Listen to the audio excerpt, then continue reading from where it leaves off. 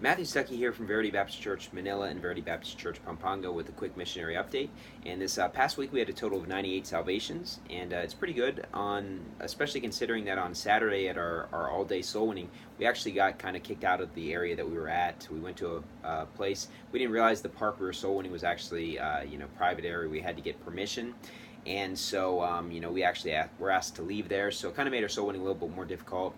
And on Sunday, we had a total of 10 salvations in Manila on Sunday. And, we're hitting a lot of the same areas in Manila. And so it's kind of made a little bit less in terms of soul winning results, but we're still getting visitors. And we can only go so far from the building because, most of the people at our church don't have vehicles. And so we're kind of walking to a lot of the locations. But, still very good. 98 salvations. We're happy with that.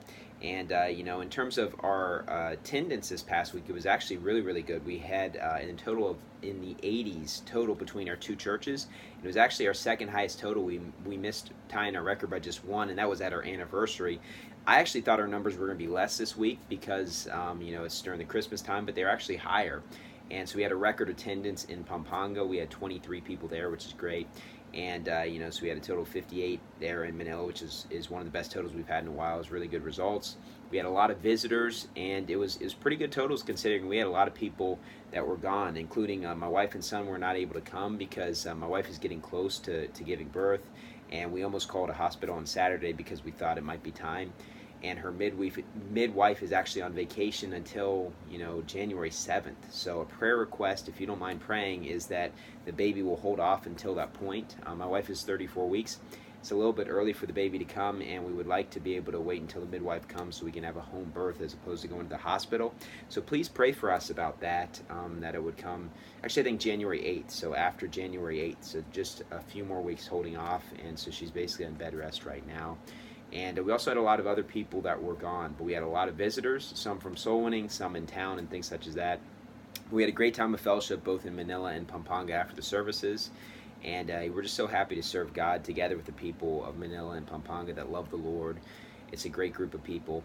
And on my sermons on Wednesday, I preached through Obadiah. I talked about the destruction of Edom, and I preached through Obadiah once before, when I got to guest preach for Pastor Bruce Mejia. A year and a half, 2 years ago or so, I preached on the pride of Edom. So I had to come up with a different sermon title, but I love the book of Obadiah. So I preached on that, and we're going to be starting Malachi this coming Wednesday, or coming up here soon. We're going to be going through Malachi as the next book. And then on Sunday, I continued the series on types, tactics, and teaching on psychopaths, as I talked about religious psychopaths. And so you say, man, that's a great Christmas sermon. And you're like, yeah, that's right. I agree, it is a great Christmas sermon. Now, the second sermon was on Christmas, the birth of Jesus Christ in the book of Luke. But the first sermon, I didn't want to preach two Christmas sermons, so I wanted to just kind of continue the series on psychopaths. And so we got 2 more weeks through the series, and so it's been a really enjoyable series for me to preach. And it's not really kind of a hardcore sermon series. It's more of kind of an instructional sermon series on the topic of infiltrators, psychopaths, and various categories. And the next couple weeks we're going to kind of make applications from some of the things we learned in these 5 weeks, and so I'm excited to continue that. And so anyways, things are going well at our church. Obviously we're here in the Christmas season, and so people are visiting family and friends. I think we're going to have a lot of people kind of gone next week as they're going to be going to their provinces, opportunities to preach the gospel to family. And so things are going great here. I ask you to continue to pray for our ministry. And we're probably going to keep things a little bit calm this next week and a half, 2 weeks, because it's the Christmas time, maybe a little bit less soul winning. People are going to be fellowshipping and things such as that. But things have been great. This first full year of service here in 2019, it's been great here in Manila and also in Pampanga. A lot of life lessons I've learned, a lot of lessons in the ministry.